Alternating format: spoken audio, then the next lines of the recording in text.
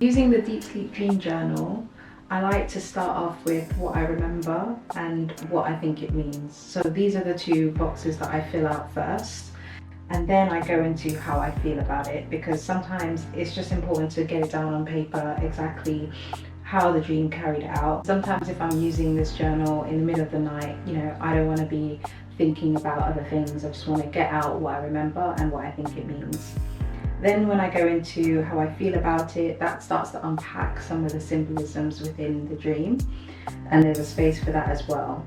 And there's a space to put in any people that appear in your dreams. What's unique about this journal is that you can record your routine before you went to bed, and also what's been on your mind, because that feeds into what's showing up for you in your dreams, especially if it's reoccurring. You can record up to 72 different dreams and rate them within the dream journal. So start tracking your dreams with the Deep Sleep Dream Journal.